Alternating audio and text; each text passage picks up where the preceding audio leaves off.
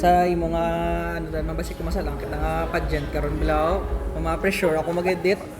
Sige. Take two and I am Pearl Joy Pahuganoy. I am nurse from Anilaw RHU. Hi! Ako gali si Ma'am Regina Dativo, the MSWDO of San Enrique, Iloilo. So, once again, good morning. Ako si Meryl Grace Sanhusay, 24 years old, kag isa ka Provincial Population Officer 1. So, at first, sang gina-look forward to ini nga event, no? So, do ka mixed emotion or feeling nga ako nabatyagan. Very much worried kay tungod first time ko ini wala ako kabalo sa mga matabo diri pero do gina-expect ko man bala nga may mga tasks or challenges nga ihatag, but I am also thankful kay tungod sina nga mga tasks I know nga kadamo gid sang learnings nga akon nga natun-an nga maga-grow sa akon. Sa 2 days nga training is ang damo gid mga reflection, ang mga importance ng counseling, importance ng pagbuo ng pamilya, kag paano makapreparar nga maghimo sa isa ka kaugalingon nga family. Sir, personally, nalipay gid kuya kay siyempre part sang akmon nga trabaho is maghatag gid man pre-marriage counseling sa mga would-be couples. We are given a task nga mag-demo kung paano mag-conduct sa pre-marriage orientation and counseling. We are expected nga kami mismo o kung mangin team kami ukod sa MSWDO, health, kag of course amon man nga part population office nga maga-conduct sa pre-marriage orientation and counseling. Pag-abot na mo dito sa amon nga mga kabanwahanan.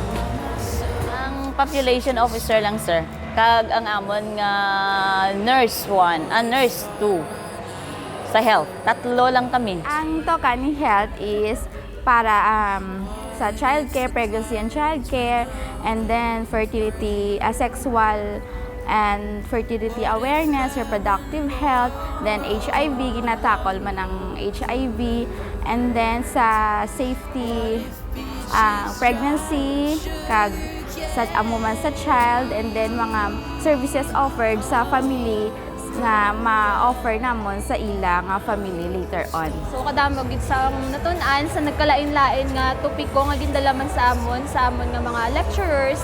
So thankful ako sa sinang mga learnings.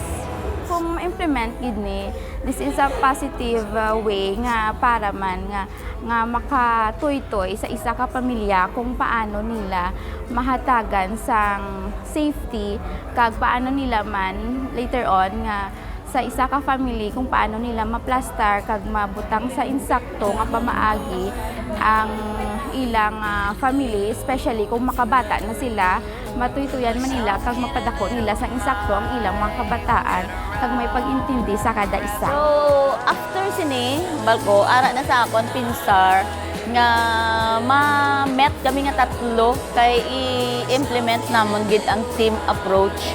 Kay kanami isang team approach kay wherein makita mo gid ang integration or immersion kag ang pag-isa collaboration sa ngamon nga mga services which gusto na gid naton nga ma-touch gid towards touching the human development sa aton nga would-be couple. Full organizer. Salamat gid sir kay nagkandak kamo sini nga training. So siguro ang message ko lang is himuon lang namon ang best namon. Anyway, this is the starting namon. Kag madamo pa kami sa dapat nga matun-an. Kag sa ulihi,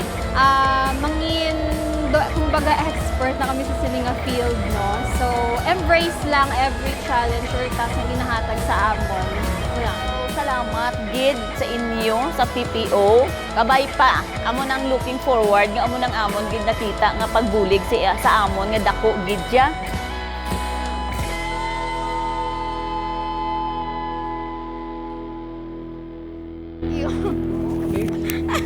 Thank you, sir. salamat gid.